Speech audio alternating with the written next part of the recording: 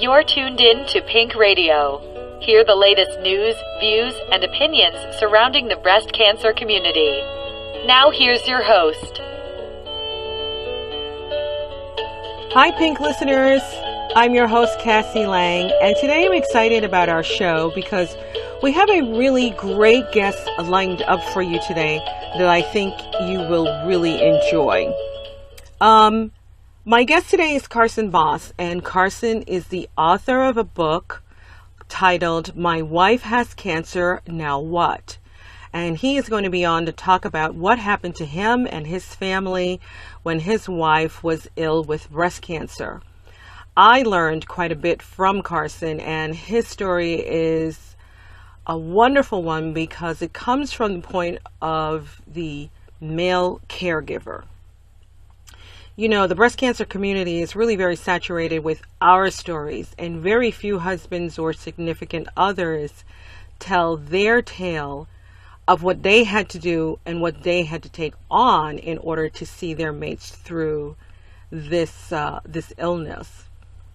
I have heard of many times that men who become the caregivers have a difficult time getting the supportive help they need, and really very few places to turn to. And Carson's book delves into those issues, and those are the things that we're going to be discussing as well. Too many times, you know, we hear the ugly downside of what happens to families and relationships when some men cannot deal with their mate's breast cancer illness.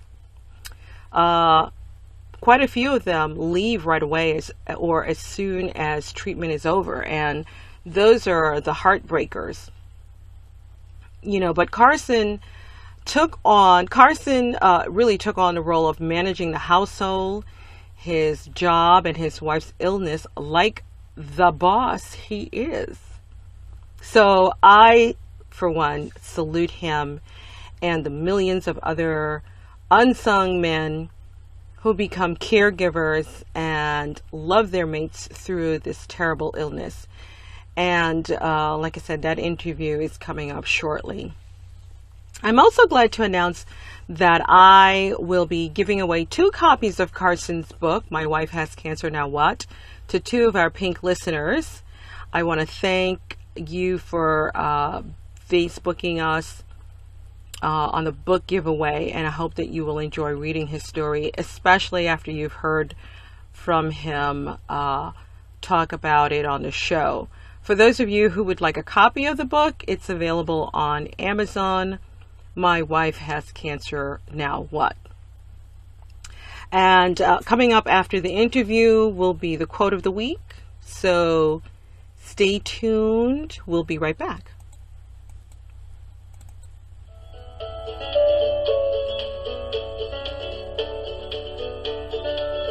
You're listening to PinC Radio.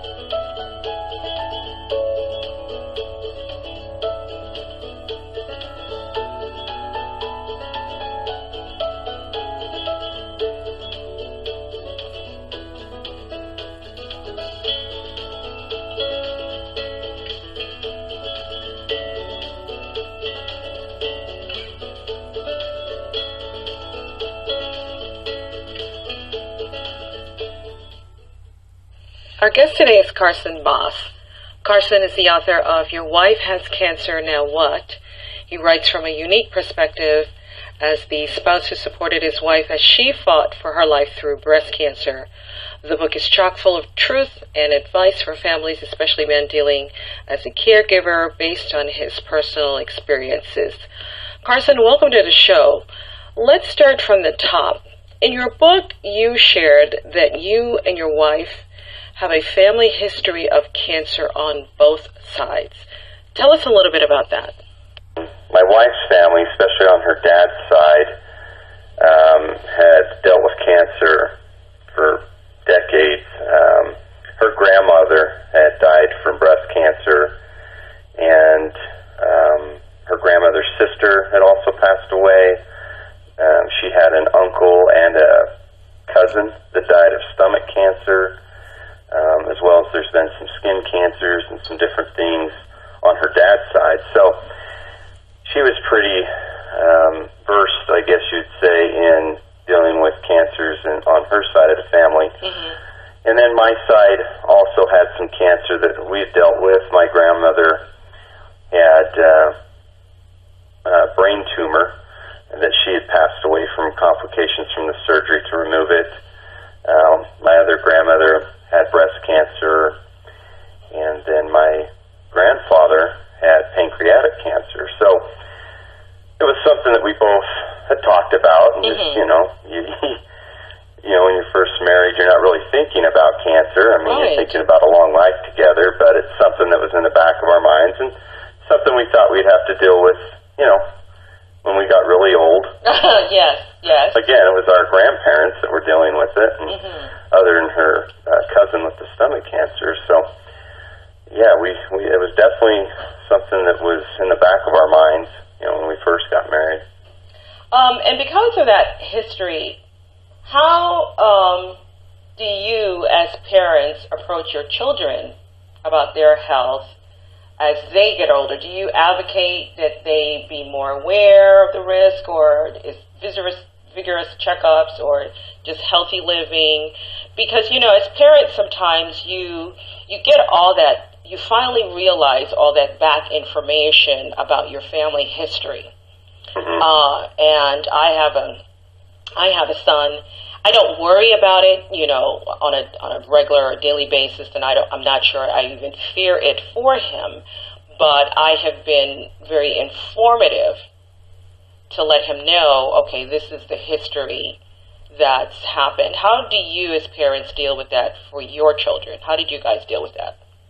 Well, I think, because it was in the back of our mind, you know, when you would see a news story on something that increased the cause of cancer, you know, like high fructose corn syrup that's in a lot of foods, and, you know, the different preservatives that are in foods and things like that. So we were cognizant, you know, when our kids were growing up, that we would try to avoid as much as we could, you know, those processed sugars and things like that, because of the studies and the news shows. So I think our ears perk up more when you have cancer as a history in your family, to identify those things and those items and those foods, and also the environment, you know, where we're subjecting our kids to a lot of city driving and a lot of, you know, bad air, you know. So you do, as a parent, look at those different avenues and those different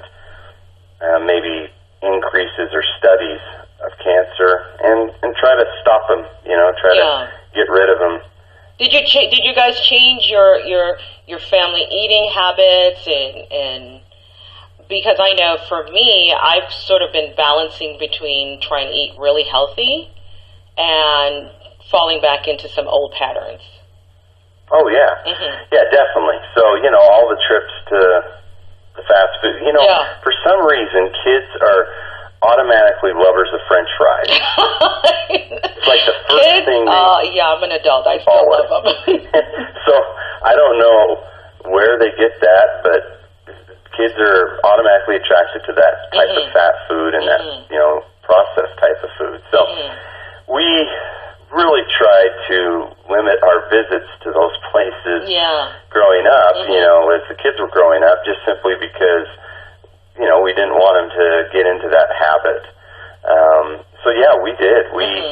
And not only did we try to limit those visits as they were growing up, but then when Cindy was diagnosed, we really became advocates of organic food and, you know, the pesticides, make sure we stay away from the pesticide types of foods and the preservatives and things like that, just simply because of the studies that we've done, you know, that we reviewed, because if you can keep your body in a good alkaline state, that helps fight those cancer, you know, cells from clumping together. So we really got into that, really the holistic type of food and diets that can help keep your body, you know, to fight off those cancer cells from clumping up.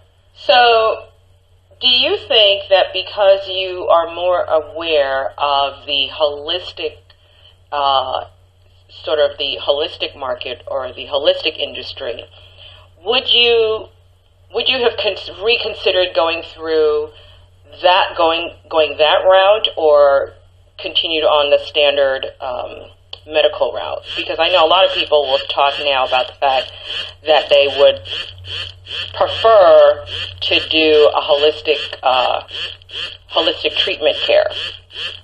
I was iffy about it. I wasn't aware of it. I learned about it afterwards, but a lot of people kind of feel like they could have gone the holistic route. Well, I had an uncle actually that had prostate cancer in a pretty advanced stage, and the doctors had told him that we can do radiation, you can do chemotherapy, but where the nodules are at and everything that way, and how it's advanced down there, we just don't think it's going to improve, your outcome. Okay. And so he went the holistic route. He started eating the foods and things like that to help keep his body in the alkaline state. And he's now been 3 years past a 1-year diagnosis. Wow. So, we saw that worked for him. Uh-huh. And we actually had some really good oncologists that said that is a viable option. Mm-hmm. I guess it's more of a European, Eastern, part of the world type of cancer treatment. They're more into the holistic versus out west. They're more into the chemotherapy. That's just in some of the studies I looked at. Mm-hmm. Mm-hmm. I think I agree with you on that. I don't know if it's because we're so used to the big pharmaceuticals and the drug industry that everything for us is about more of a labeled drug rather than something natural. And I don't know if there should be a shift on that, because I have read some good study and some good results on holistic healing, but I think that, and I don't know if you found the same thing, that it can be up and down. I'm not sure if it's really steady. Mm-hmm. Steady reports about it. I do hear so many different types of holistic. When you are going through the standard medical, it's pretty much standard. There are several different options that you can take according to the type of your cancer. With holistic, I don't think that there is one or two or three things that you can try. I think that there's so many of them that it becomes difficult to kind of pin it down. Yeah, and that's what I found. I mean, we're so used to, in this part of the world, if we're sick, we just go get an antibiotic. Or if we're, instead of building up our immune system through eating right, we just wait for it to collapse, get sick, go get an antibiotic. Yeah. Well, now they're starting to find that a lot of these diseases are becoming, stronger than any antibiotic that's out there, because we've conditioned our bodies to just lay down when a virus comes in or a bacteria comes in because of that. So I agree. I think a lot of times we just jump to, okay, what kind of chemo do I need? Right. Versus, right. Where's the big let pill? me try to see if I can change my diet and get my body in its own natural process to fight the cancer, because it's in there. We all have that ability. Yes. But we just don't feed that part of our body to do it effectively. So I really wish they would do a blend of it, start bringing over and really making that part of the cancer treatment. I agree, because I think one of the things that I was really disappointed about in my treatment, after all it was said and done, was the fact that when I first went in, I talked to my oncologist to ask whether or not it was the food that I was eating. Was it my diet? Was it something that I wasn't eating right or doing right? And do I need to change it, was my question. And he said, no, not really. You could want to engage a nutritionist if you like, but, there isn't really anything. And I later found out, and it must have been 2 years later, really, that my diet could have been a huge impact. Mm-hmm. And so I agree with you that I wish that they would incorporate both. Yeah. And I don't know if there is a fear that too much of a good diet would really cut back on the amount of treatments and how long you need treatment. I'm not sure what the hesitation is, but I agree with you that there should be a balance. Yeah, I mean, it was definitely something that we tried to work in right away, with the information that we found. And I mean, the internet's a beautiful thing now. Yes. Because you can go out. I mean, you can go out to these websites that are in, England and Spain and sort of see and customize your own diet now. So at least you have an avenue to try to get that information, because you're not going to find a book, at your doctor's office on, yes, you're right. Eating to fight cancer. You're just right. not. So. You talked in the book about all of the information you and your wife were given about support groups and where to find help for her.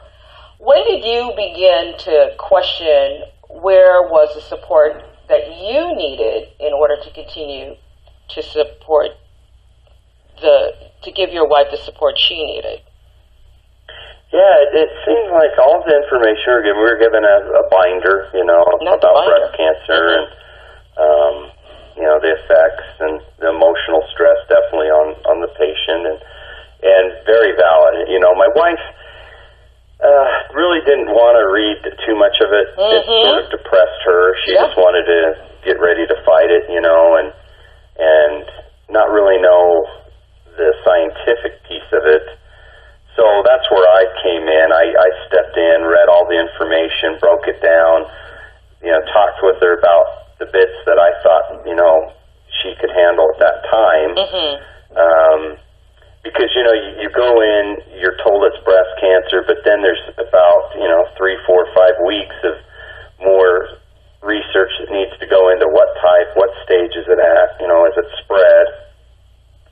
So you have that buffer period where I was just trying to learn everything I could and all the different, outtakes and consequences of the different stages to be prepared for that final verdict of what stage she was at and then what they recommended. And at that time I was like, well, who do I call? Right. I can't just call her doctor by myself and make it about me. Yeah. And so that's where it was. I just was like, there was an 800 number for family support, for a caregiver to call, but, right. No offense to guys out there, but we're not going to start reaching out to each other, talk shows and, support groups right off the bat. A lot of times we just try to fight our emotions by ourselves. So I just didn't really have any avenue to go to, and that's when I thought, boy, what would I have liked to have seen when I went in there, just from a caregiver, perspective. Right. I'm talking to Carson Boss, author of Your Wife Has Cancer, Now What? What were the first things you tackled once you realized that you had to be in full charge of the household? You were working at the time. You had to take care of the house, the children, and your wife. What were the first things that you tackled? Wow, probably the most difficult thing was the food preparation process. Okay. For the 1 or 2 nights I'd have to cover dinner, maybe when my wife was really sick or whatever. Hey, kids, let's just hop in the car and go up to McDonald's or, let's get some pizza. But when my wife definitely, especially when she was recovering from a surgery, for a week or so, and then during her chemotherapy, she'd be down for a week after each treatment. You can't just get pizza for 7 nights in a row. You could stretch it, but the kids will get sick of that. So I had to come up with the menus. I had to come up with, the variety and preparing it all. And, I really started watching cooking shows. You did? Just trying to get some help that way. We did have some really good neighbors too that stepped in and brought some dinners over. So we were very lucky, where we lived,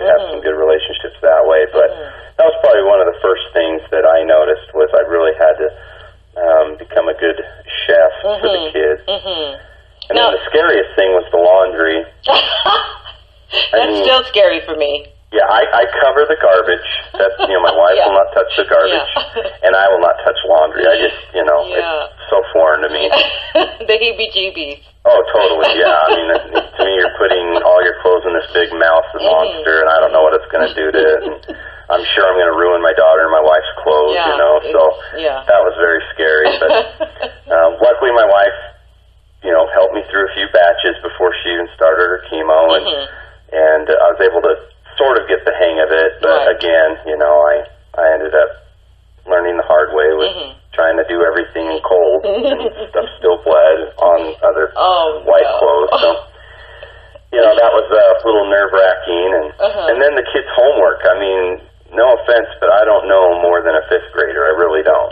Oh my gosh, so I've seen that show. Trying to help my kids, from junior high down through elementary school with their homework. Boy, that was an eye-opener. That was tough. So I reached out to neighbors that were good in the different areas to help out where they could. And so, those were probably the three toughest things I had to jump into. How did you and your wife keep the worry from the children? Well, I think when we discussed the different options and the different visits, we just did it in private. We just go into our room and close the door and cry and, talk about it and figure out what we wanted to do and pray and try to look for the inspiration of which way to go and what treatment option is going to have the best outcome. Because again, you're given from the doctor different options you can do. They don't exactly say, this is what you need to do and then you'll be fine. You'll need to do a couple different things, and it's really up to, you to decide. And so we really tried to make those decisions and discuss that in private.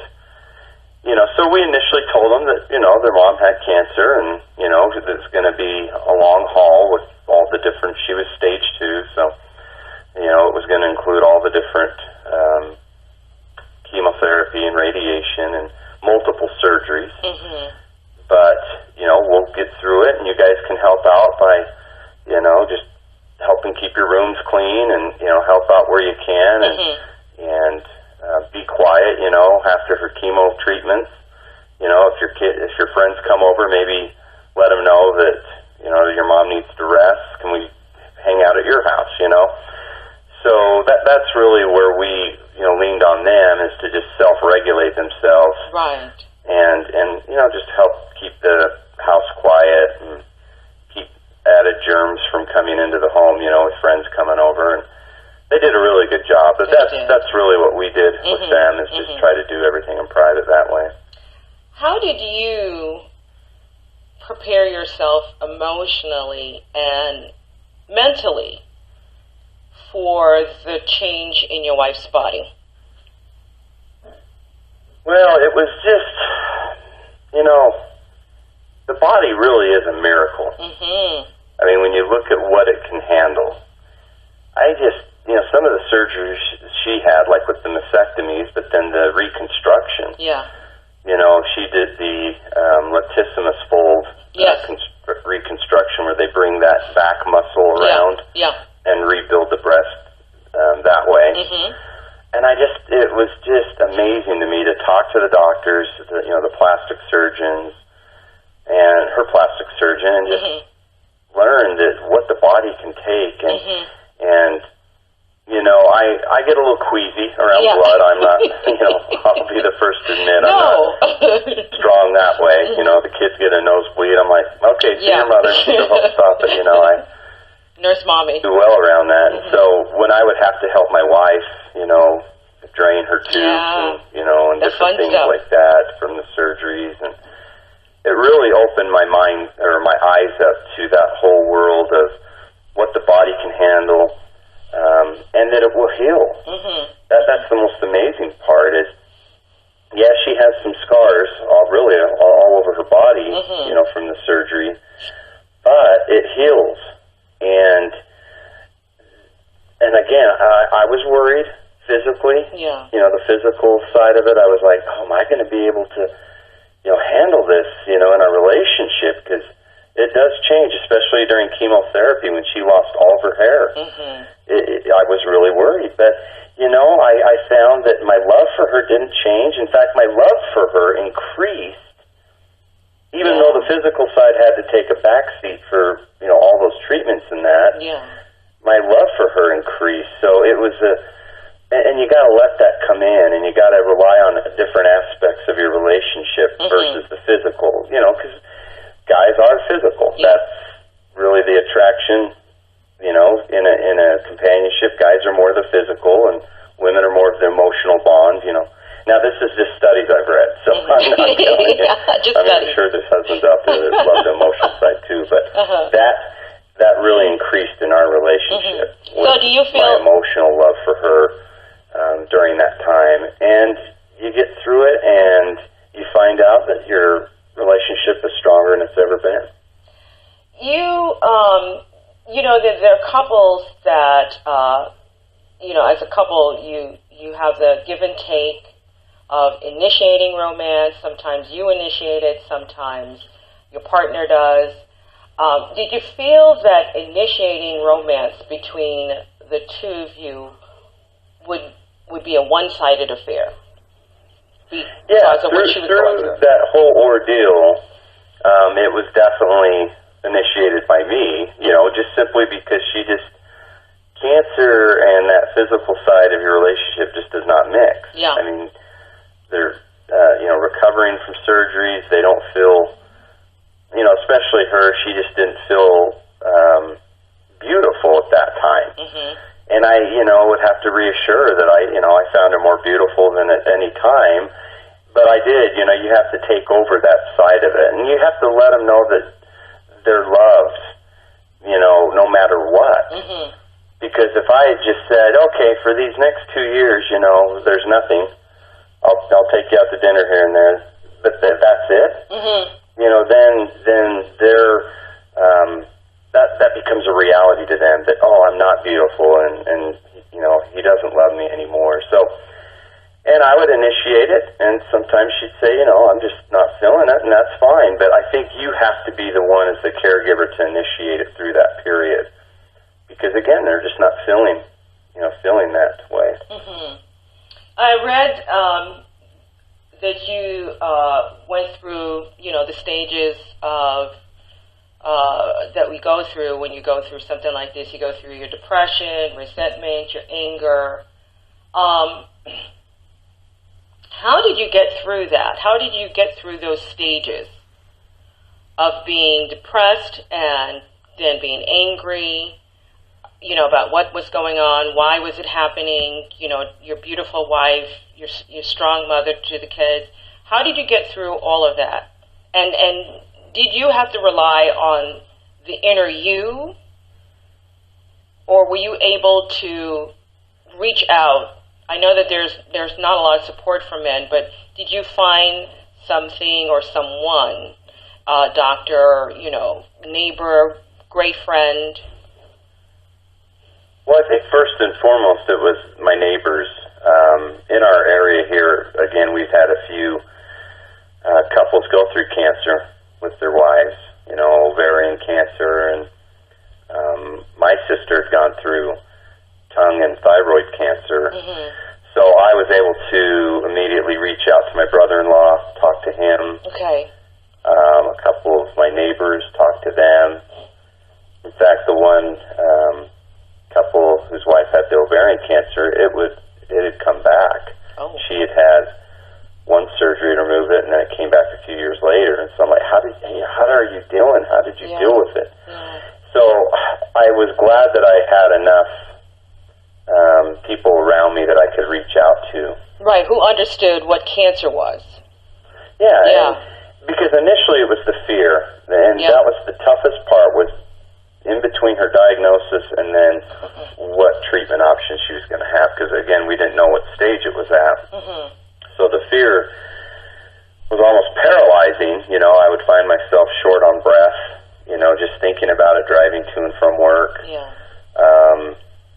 That was probably the toughest period until we knew what stage and then what her treatment options were, and could get a game plan put together. I was just in a fog for those couple weeks. Yeah, yeah. And really, I had to just keep telling myself that, yes, it's out of my control, but we've got to stay positive, and I've got to stay positive and upbeat for her. Mm-hmm.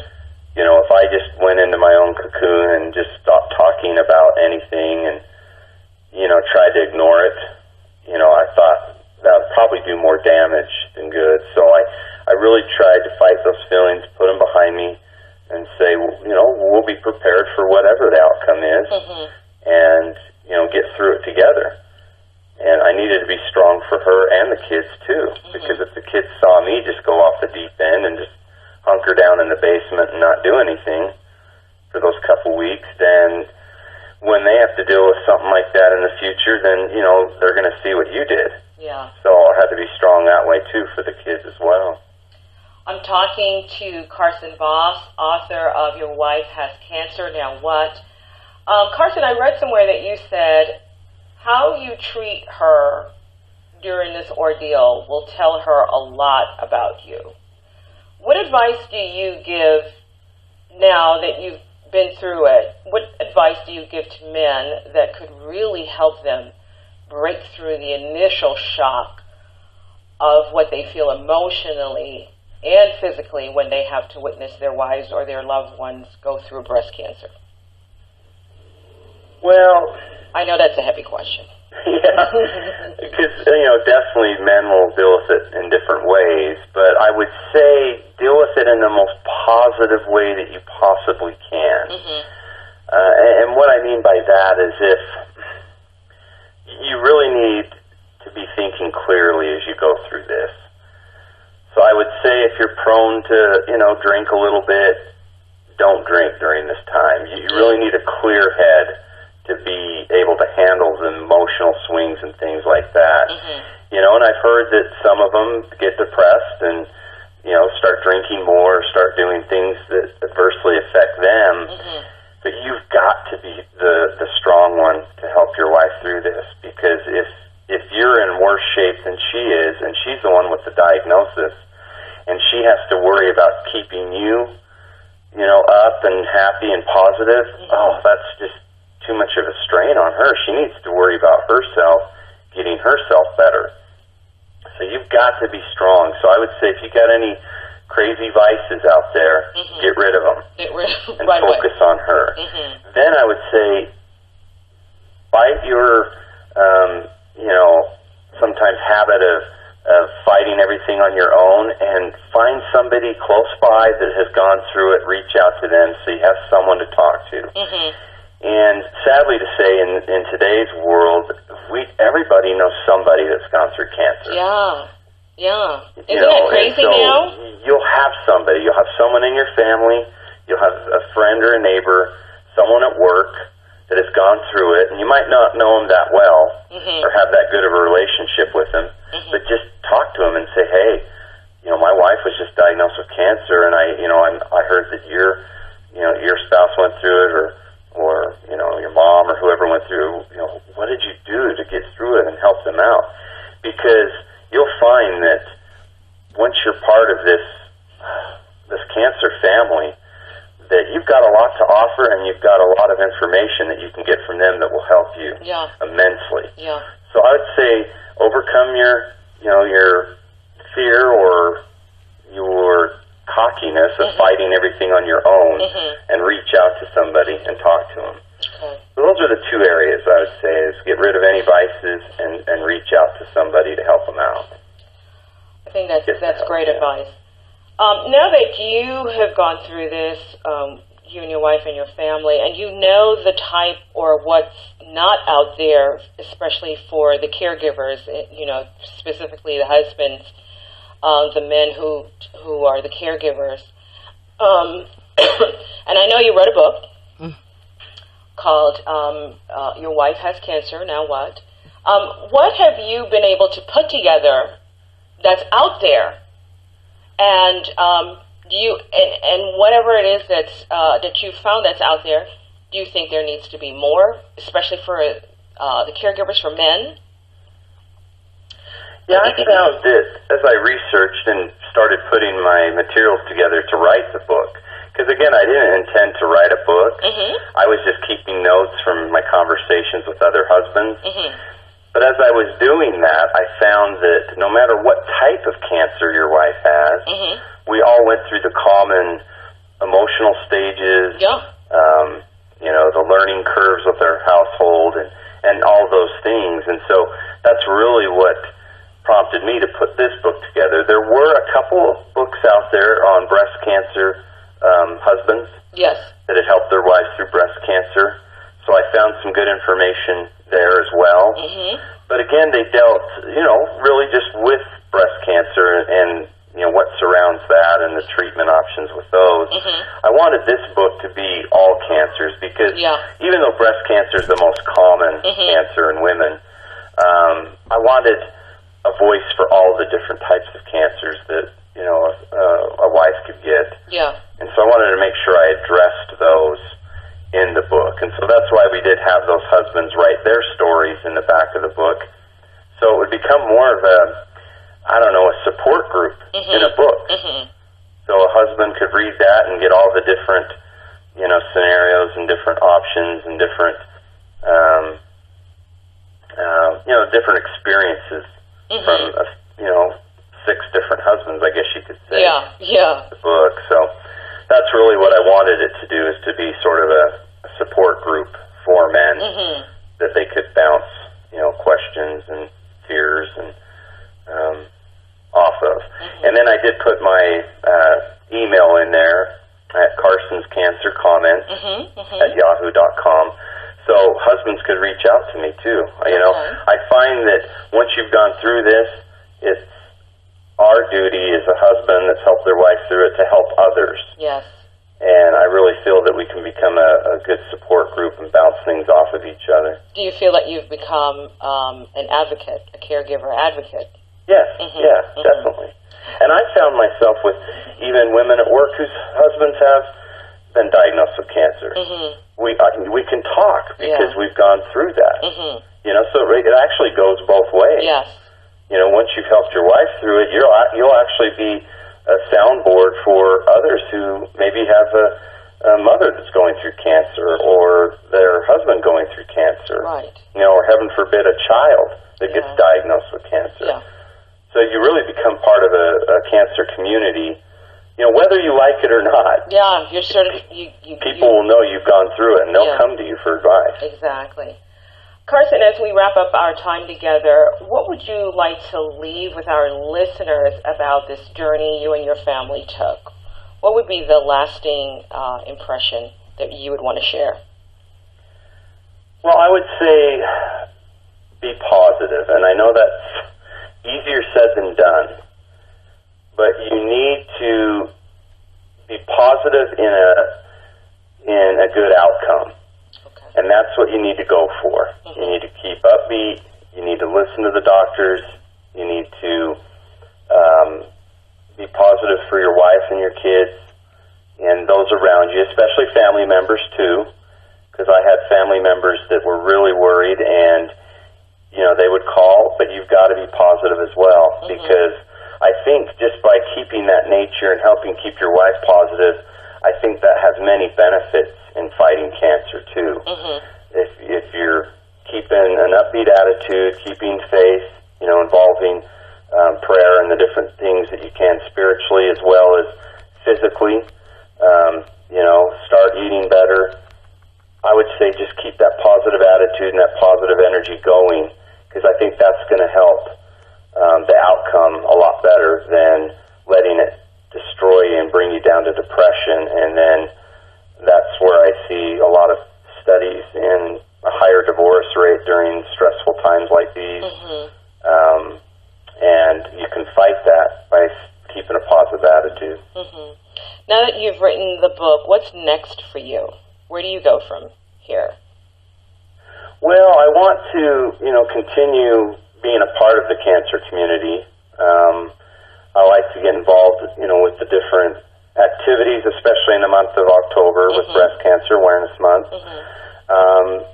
We've also put together a project of creating a DVD series with the book that we hope will get up and running. Yes. And then they'll have interviews with the husbands and wives that have fought it together as couples, and then the doctors. So that's on the horizon of putting that DVD series together. And then, I continued to write. I didn't think I'd be a writer, but I continue to write and enjoy writing a blog for Familius on, keeping your marriage strong and ideas on, staying together through all these tough times. So I just continue to stay involved, I guess is the key. And what was that email address where our listeners can get in touch with you again? I'm at Carson's Cancer Comments at yahoo.com. Okay, great. And it's been great. I've had husbands from all over the country email me there, and just to talk. I can it's nice too because I have the digital copy of the book. I can send them excerpts if they're having a particularly tough time in a certain area. I can send them a couple chapters from the book as well, just to help them out. So I'd encourage anyone, if you just need someone to talk to, I'm there. I'd love to talk to you and discuss items with you. We've been talking to Carson Boss, author of Your Wife Has Cancer, Now What? Carson, thank you so much for being with me today. I certainly appreciate your time and what you shared with us. Thank you. And thanks, Kathy. It's been great talking to you as well. Thank you so much.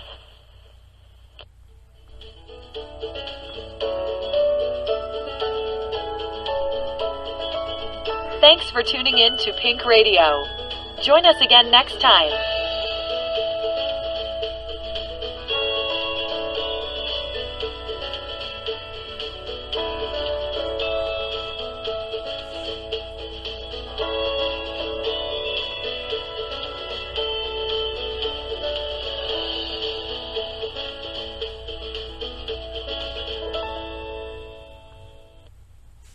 I want to again thank Carson Boss for being a guest on the show and for sharing his insightful story. I want to also let you guys know that Carson and his wife Cindy have recently launched a Kickstarter campaign.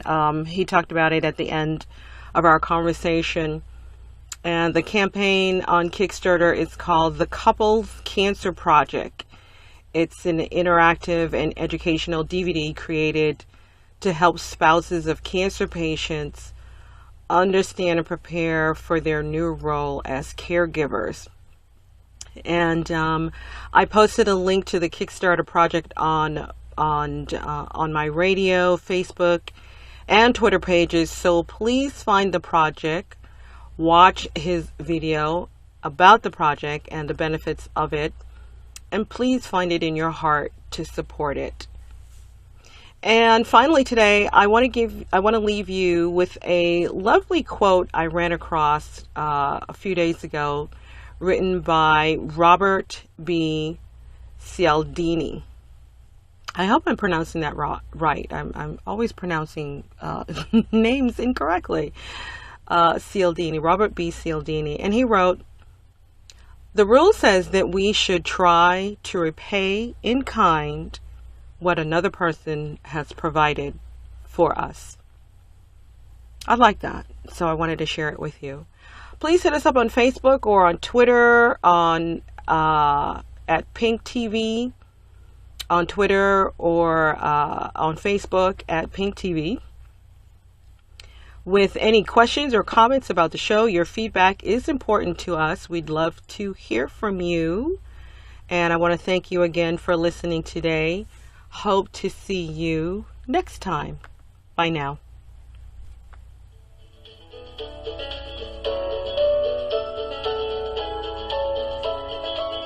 Thanks for tuning in to PinC Radio. Join us again next time.